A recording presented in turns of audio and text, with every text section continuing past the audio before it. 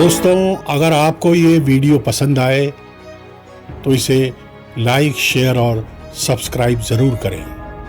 और अगर आप किसी ख़ास टॉपिक पर कोई ख़ास प्रोग्राम देखना चाहते हैं तो कमेंट बॉक्स में अपने विचार ज़रूर रखें।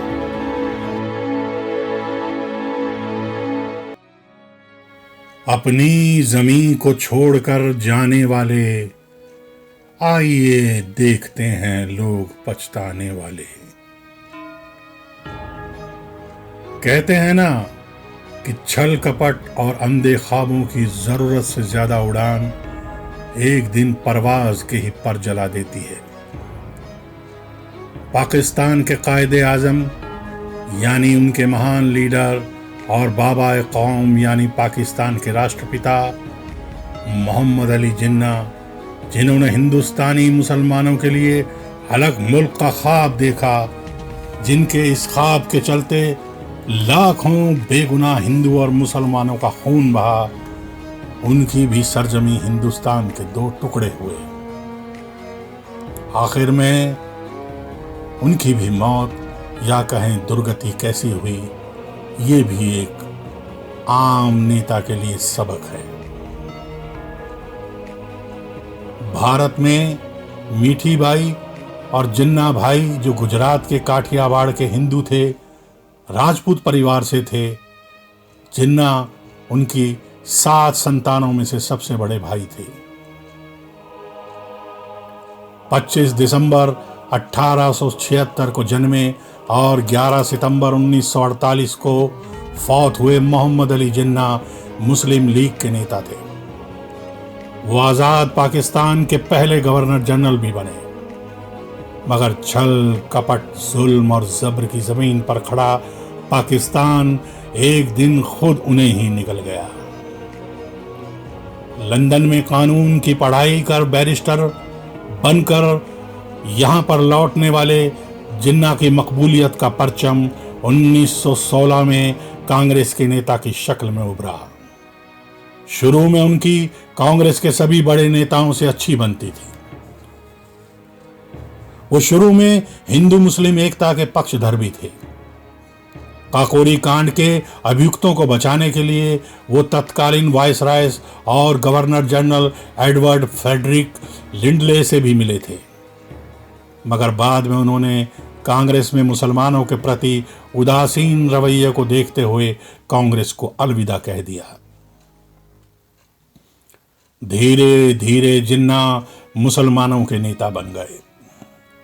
लाहौर प्रस्ताव में उन्होंने मुस्लिम लोगों के लिए अलग मुल्क का पत्ता चल ही दिया। 1918 में मोहनदास करमचंद गांधी के प्रखर उदय के बाद से ही जिन्ना कांग्रेस में बेचैन थे। उन्हें लगता था कि वो 2 नंबर के नेता बन के रह गए हैं, जबकि वो बहुत काबिल थे, इसमें कोई शक नहीं। 1927 में जिन्ना अपनी बीवी से अलग हो गए। उनकी बीवी का नाम रत्नाबाई था।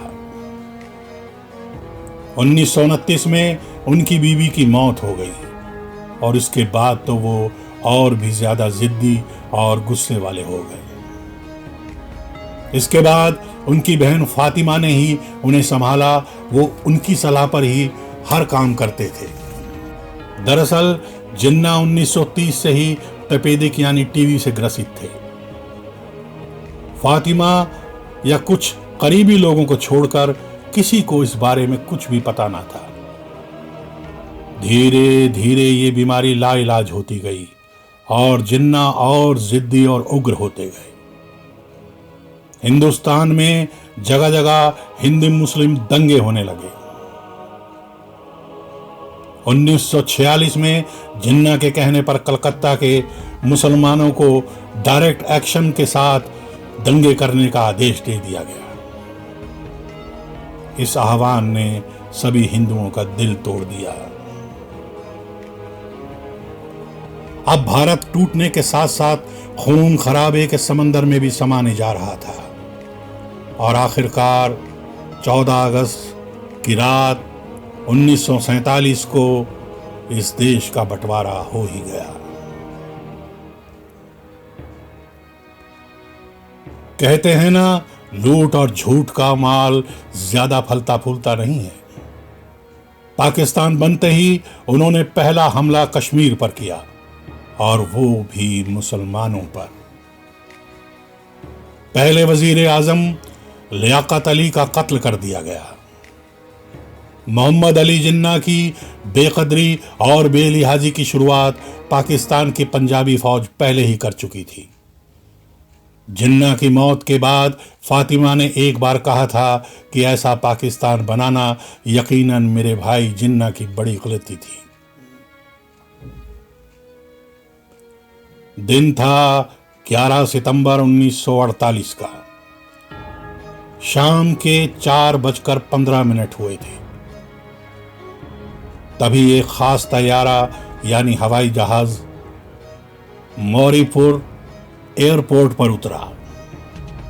उस तैयारे के अंदर एक ऐसा बीमार और बेबस इंसान स्ट्रेचर पर लेटा था जिसे देखने और जिसका इस्तकबाल करने के लिए पहले हजारों की भीड़ जमा हो जाती थी।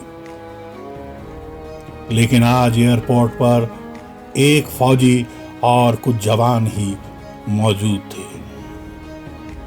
एक टूटी फूटी सी एम्बुलेंस के सिवा वहां कुछ भी ना था। ये मरीज यानी पाकिस्तान को जन्म देने वाले मोहम्मद अली जिन्ना को एम्बुलेंस में डाल दिया गया। जिस जगह मरीज को ले जाना था वो एयरपोर्ट से 40 मिनट की दूरी पर थी। मौसम भी ठंडा ना था। कराची की हवाएं भी शांत थी। टूटी फूटी एम्बुलेंस में गर्मी से बुरा हाल था। एक नर्स और अपनी बहन फातिमा के साथ जिन्ना स्ट्रेचर पर लेटे हुए थे। बहन फातिमा बार बार उनके चेहरे से पसीना पोंछ रही थी। उनके चेहरे से भिनभिनाती मक्खियों को हटा रही थी। जिन्ना गर्मी और बीमारी से हाँफ रहे थे। तभी एम्बुलेंस सड़क के किनारे उतर गई। पहले कहा गया कि एम्बुलेंस खराब हो गई है।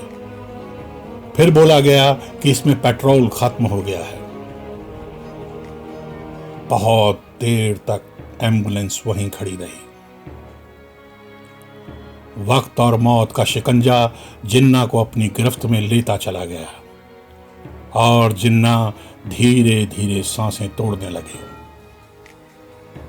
तभी उन्होंने अपनी बहन फातिमा को इशारे से पास में बुलाया और बस इतना ही कहा, मेरी बहन फातिमा, खुदा हाफिज, ला इलाहा इल्लल्लाह मुहम्मद उल रसूल अल्लाह।